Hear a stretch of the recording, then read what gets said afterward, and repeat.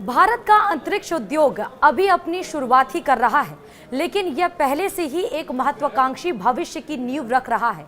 इसलिए भारत ने अंतरिक्ष में कई उपलब्धियां हासिल की हैं। हमारी इसरो जैसी संस्थाओं ने बेहद कम बजट में कमाल का प्रदर्शन करके दिखाया है। नमस्कार, आप देख रहे हैं न्यूज़ 18 राजस्थान का डिजिटल प्लेटफॉर्म और मैं हूं आपके साथ श्रुति श्रीवास्तव।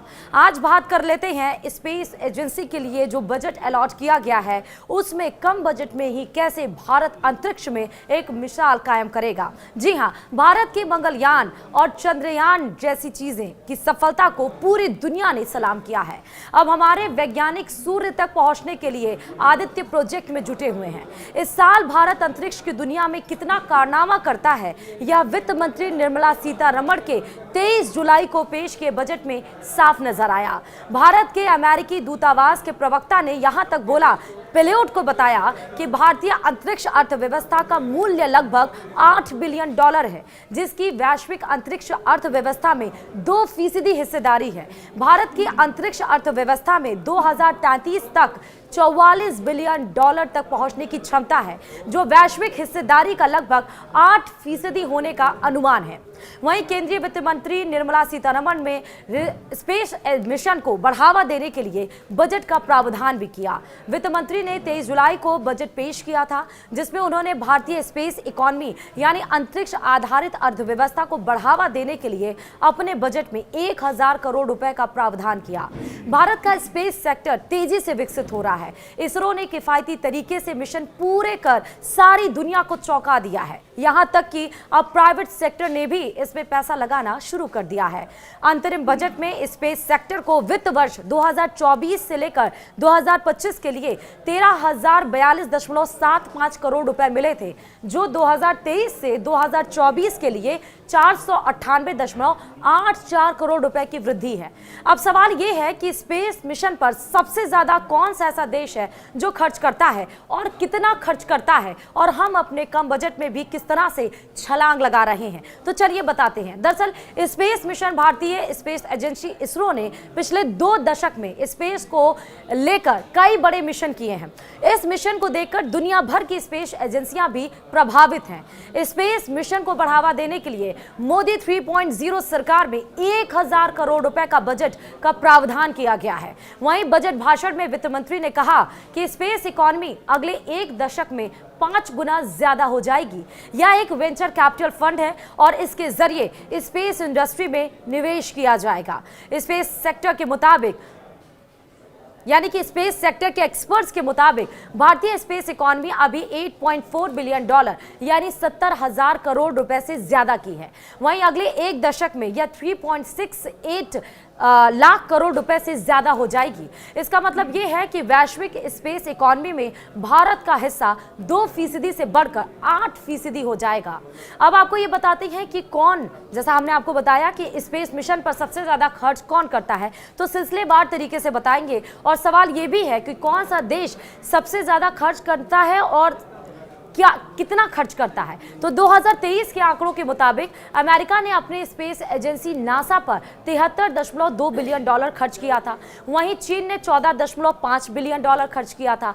जापान ने $4.65 बिलियन खर्च किया था। और अगर फ्रांस की बात करें तो $3.47 बिलियन खर्च किया गया था। इसके अलावा रूस ने $3.41 बिलियन, यूरोपियन यूनियन ने $2.81 बिलियन, जर्मनी ने $2.29 और इटली ने $2.11 बिलियन खर्च किया है। वहीं अगर हम भारत की बात करें तो भारत ने $1.69 बिलियन और यूके ने $1.45 बिलियन खर्च किया है। इसके अलावा वर्ष 2022 में अमेरिका ने सबसे अधिक $61.97 बिलियन खर्च किया था। चीन ने $11.94 बिलियन, जापान ने $4.9 बिलियन, फ्रांस ने $4.2 बिलियन और रूस ने $3.42 बिलियन खर्च किया। वहीं जर्मनी की अगर हम बात करें तो $2.53 बिलियन में खर्च किया है। भारत ने $1.93 बिलियन में खर्च किया है। इटली ने $1.74 बिलियन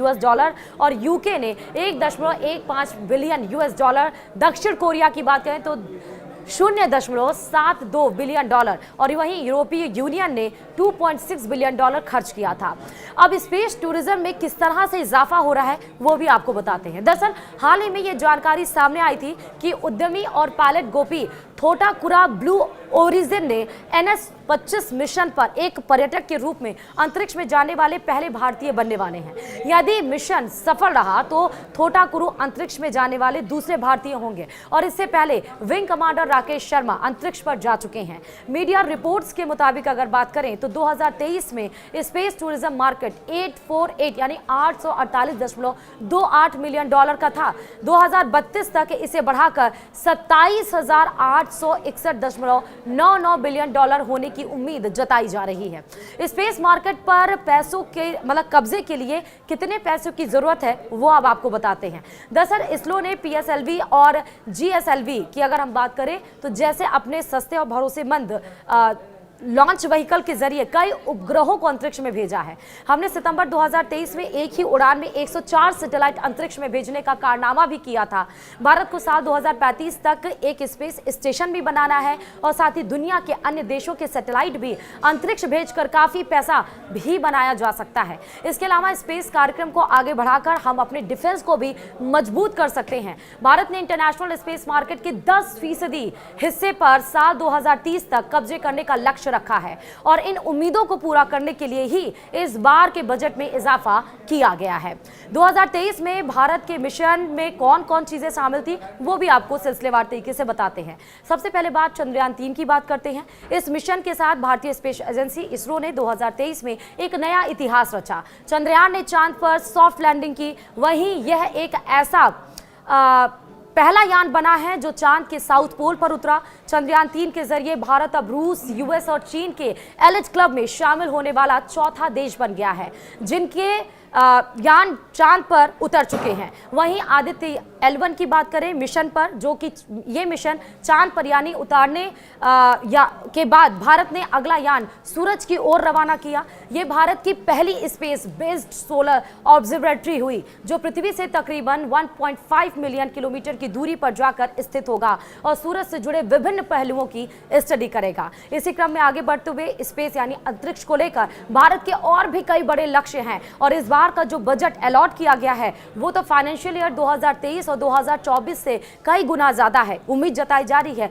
कि इसी कम बजट के बाद भी भारत अंतरिक्ष में अपना परचम लहराएगा और यही वजह है कि वर्ल्ड मार्केट भी भारत की तरफ देखती है क्योंकि भारत कम बजट में भी अपने लक्ष्य को सही दिशा में निर्धारित करता है और अपने लक्ष्य को पाता है। इसी के साथ ही न्यूज़ 18 राजस्थान के डिजिटल प्लेटफॉर्म में इतना ही। और खबरों के लिए देखते रहिए न्यूज़ 18 राजस्थान।